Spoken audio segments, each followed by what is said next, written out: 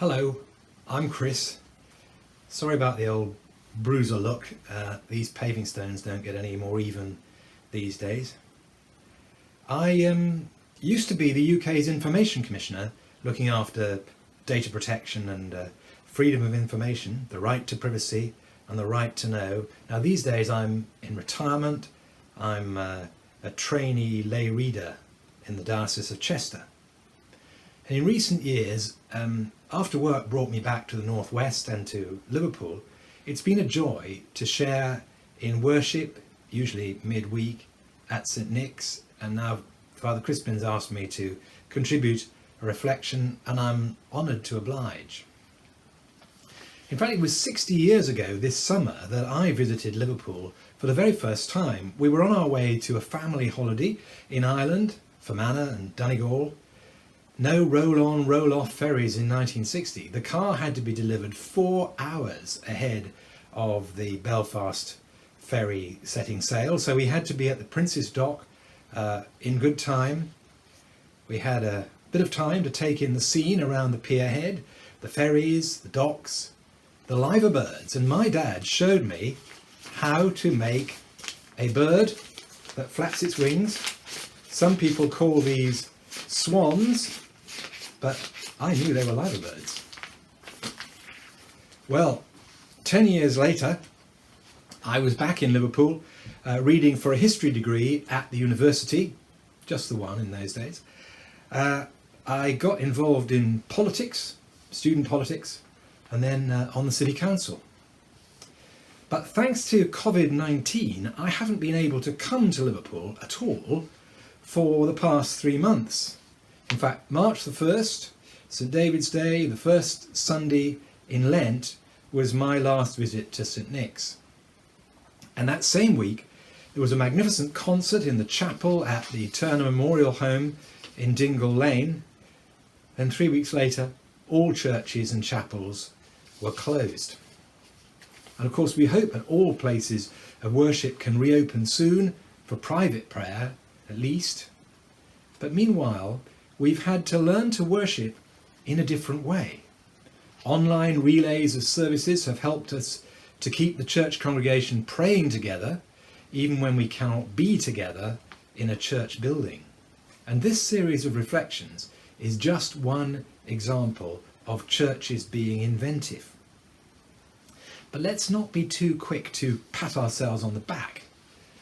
What we've learned in my home parish of Hale, not Hale as in speak, but Hale, Altrincham, is that our Zoom morning prayer and our Facebook liturgies, while registering scores of hits, are missing many, many older church people who just don't do the internet or social media. They don't have mobile phones or computers. And even when people are au fait with the technology, there's a danger that we could all too easily become what Bishop Libby Lane of Derby calls consumers of religion. She described that to me, not of me I hope, when she was our vicar at St Peter's Hale many years back. Because there's a danger in church shopping of tuning in to the church with the most impressive online offer, the church that makes you feel the most comfortable. That may make us feel good, but it won't necessarily challenge us to do good and respond to the needs of those around us, in church or in the wider community. We all need to learn from the events of the last few months. Next time, and there's bound to be a next time of one sort or other, we mustn't be caught flat-footed, unable to be in touch with people because we didn't have their contact details, websites not up to date, communications not organised. My successor as Information Commissioner, Elizabeth Denham, will be wrestling with the privacy issues thrown up by the Track and Trace app. It's ironic that some of our current difficulties around keeping the whole church family in the loop arise from a fear of getting data protection wrong.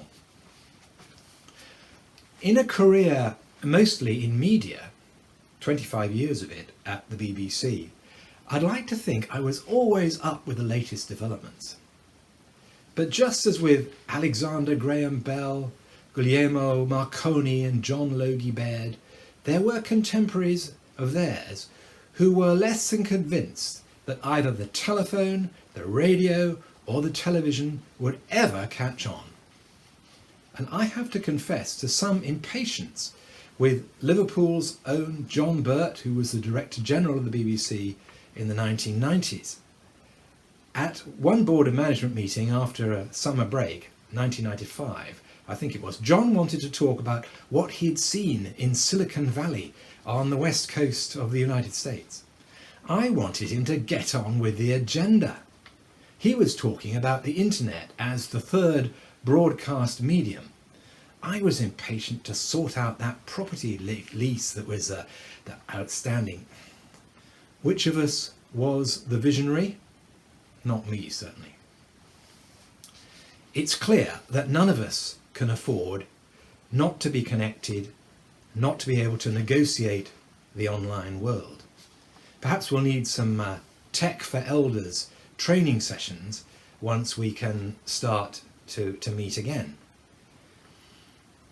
But meanwhile, I've been missing my visits to Liverpool. Only last month I was to have shown my brother's Dorset walking group some of the delights of the city, the Three Graces, the two cathedrals, but also two cast iron churches, St George's Everton and St Michael's in the Hamlet, in the ward I used to represent on the City Council. Because those cast iron churches can perhaps teach us something. In their day, the latest technology in service of the gospel. So when the lockdown is eased, we'll have learned some new ways of worshipping and of being church.